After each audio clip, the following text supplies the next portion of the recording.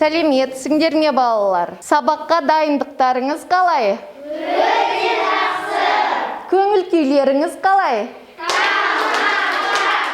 Өте жақсы. Біз адал елдің ұрпағымыз тақырыбы негізінде әдебиеттік оқудан Абайдың қара сөздерімен танысатын боламыз. Ұрпақ ғұмыр жалғасы. Біздің болашағымыз сіздердің қолдарыңызда. Шәкәрім аталарың адамның жақсы өмір сүруіне 3 сапа негіз бола алады деген екен. Олар барлығынан басым болатын адал еңбек, мінсіз ақыл, таза жүрек. Олай болса мен сіздерді мінсіз ақыл, таза жүрек, адал еңбек деп топтарыңыздың атын атағым келіп отыр. Өткен сабақта Шәкәрім Құдайбердіұлының адамдық борышың өлеңін жаттап келуге берілді. Мен айтамын, сен тоқта әдісі арқылы жаттаған өлеңдеріңді көрсетіп жіберсеңдер. Ал Шәкәрім Құдайбердіұлы, адамдық борышын. Адамдық борышын. Халқыңа еңбек қыл. Ақ жолдан айнымай, Ар сақта оны біл. талаптан да білім мен өнер үйрен. Білімсіз өнерсіз. Болады ақыл тұл. Адамдық борышын. Халқыңа еңбек қыл. Ақ жолдан айнымай, ар сақта оны біл. Талаптан да білім мен өнер үйрен. Білімсіз өнерсіз. Болады ақыл тұл. өте жақсы балалар жаттап келген екенсіздер. Енді өлең мазмұнына сай өздеріңіз не түсіндіңіздер? Адалдық, шыншылдық, турашылдық, Шәкәрім аталарыңыздың айтқан өнегесіне сай суреттер салынып келу тапсырылды. Суреттер сөйлейді айдарымен үйден салып келген суреттерімізді сөйлетсек, мінсіз ақыл тобынан бастайық. Арайлым. Адалдық адың ісі көрсететін суретті салдым. Мен суреттің тақырыбы адалдық ардың ісі деп аталады. Бұл жерде Абай атамыздың 5 асыл қасиеті бар. Олар талап, еңбек, терең ой, қанағат, рақым. Бұл сөздер біздің жүрегімізге барып, адал болуымызға көмектеседі. Бұл жарық сурет сен егер сабағыңды жақсы оқып, жақсылық жасап жүрсең, сенің өмірің осындай ашық болады. Ал мына сурет, егер сенің сабағың нашар болып, жамандық жасасаң, онда сенің өмірің осындай қараңғы түрмеде өтеді. Тамаша, мінсіз ақыл тобының салған суреттері қорғағаны ұнады ма сіздерге?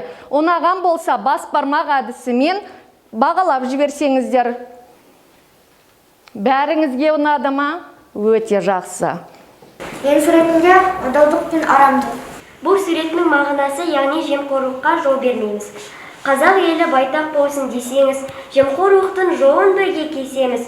Сонда ғана жер гүлденер ел байып, сонда ғана шарықтаймыз, өсеміз.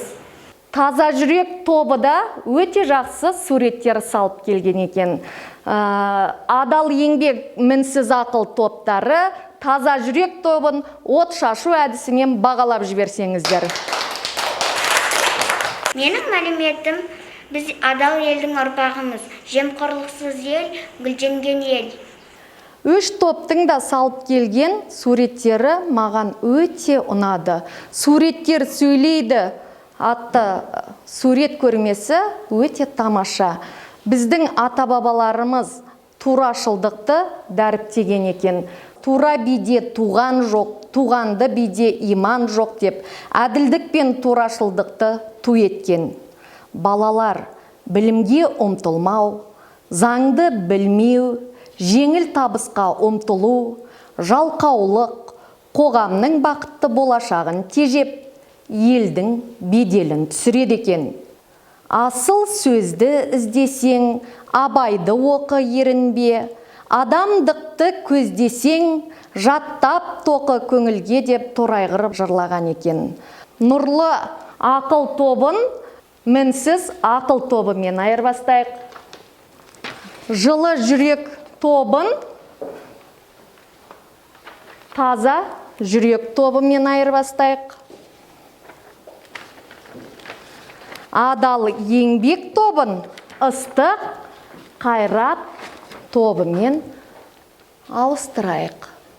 Абай атамызды біз балалар бұрыннан білеміз, кластер әдісімен Абай кім? Абай туралы не білетін білімдерімізді ортаға салып жіберек. Абай кім? Абай ағартушы. Абай ұстаз. Абай философ. Абай Құнанбаев композитор. Абай ақын. Өте жақсы балалар, қазір кітабымыздың 52-ші бетіндегі Абайдың 38-ші қара сөзімен танысамыз. Оқулықпен жұмыс жасамас бұрын миымызға жаттығу жасап алайық. Олай болса нейрогимнастикамызды бастайық. Нейрожаттығулар мидың екі жақ бөліктерінің қатар жұмыс істеуін жақсартады. Нейрожаттығу мидың нейрондарын оятады, сабақ тиімділігін арттырады. Оқулықтағы Абай аталарының 38-ші қара сөзін қайсыңыз оқығыңыз келеді? Абайдың 38-ші қара сөзінен күллі адам баласын қорқытатын үш нәрсе бар. Сонан қашпақ керек. Әуелі надандық, екінші еріншектік, үшінші залымдық деп білесің. Надандық білім ғылымның жоқтығы. Дүниеден еш нәрсені оларсыз біліп болмайды. Білімсіздік хайуандық болады. Санжар жалғастыр. Еріншектік күллі дүниедегі өнердің дұшпаны. Талапсыздық, жігерсіздік, ұятсыздық. Кедейлік бәрі осыдан шығады. Залымдық адам баласының дұшпаны. Адам баласына дұшпан болса, адамнан бөлінеді. Бір жыртқыш хайуан хисабына қосылады. Ал енді осы қара сөздегі Абай атамыз айтқан жаттылықтарды атап жіберейікші. Надандық, еріншектік, залымдық, білімсіздік.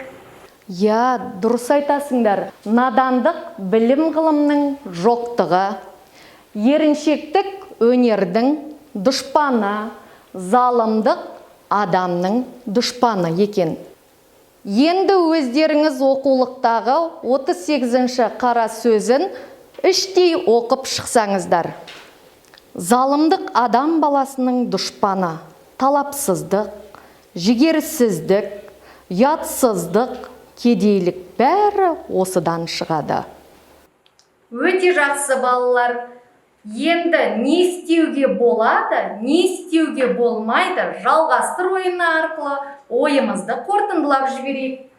Үлкендердің алдынан Кесіп өтуге болмайды. кішкене баланы Жылатуға болмайды. құстарды Атуға болмайды. қыз баланы Ренжітуге болмайды. сабақтан Себепсіз қалуға болмайды. сабақ сыныпта Айқайлауға болмайды.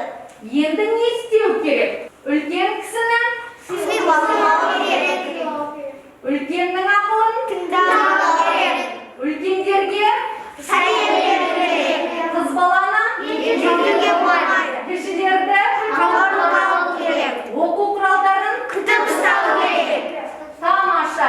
Өте жақсы балалар. Бүгінгі сабақтан біз жаманнан жиреніп, жақсыдан үйрену керек екен, адал болу керек екенін білдік. Енді өз еліңе туыңды тік айдарымен бүгінгі сабақтан не ой түйдіңіздер? Өздеріңіз еліңізге, жеріңізге қалай қызмет еткіңіз келеді? Кім болғыңыз келеді? Ойларыңызды түсірсеңіздер. Адал ұрпақ мәңгілік ел болашағы. Ары таза адал адам мәнді өмір сүреді. Оның ішінде отанына, отбасына, қоғамға адалдық адамның өзіне, өзгеге болашаққа деген сенімін арттыра түседі. Адалдық әр адамның өзінде, өзгені де сыйлауын көрсетеді. Мен болашақта мұғалім болып, қазақ жерінде тұратын балалардың ойын өсігім келеді. Мен президент болып еліме адал қызмет еткім келеді. Мен болашақта әскери қызметкері болғым келеді. Елімнің бейбітшілігін қорғағым келеді. Мен өскенде дизайнер болғым келеді. Мен ойлап тапқан киімдер адамдарға көрік береді. Мен болашақта денсаулық министрі болғым келеді. Халқымның дені сау болуына өз үлесімді қосамын. Мен өз елімнің дамуына үлес қосатын мықты ғарышкер болғым келеді. Енді сіздердің алдыларыңызда постер бар. Ыстық қайрат тобы, сендер өз бойларыңдағы қандай қасиетті мақтан тұтасыңдар? Жылы жүрек тобы, қандай жағымсыз қасиеттерден аулақ болуды айтасыңдар? Ал нұрлы ақыл тобы, батаменен ел көгерер, жаңбырменен жер көгерер дегендей достарыңа қандай жақсы тілек айтасыңдар? Постерді топтық жұмыс бірігіп толтырып жіберіңіздер.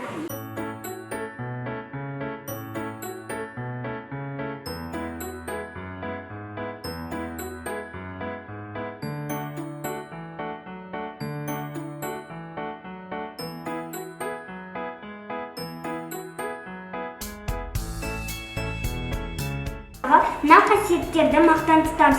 Тиянақты сөйлеу, достарға адал болу, мейірімділік пен кішіпейілдік, үлкенді тыңдау, үлкендерді құрметтеу, үлкеннің алдынан кеспеу,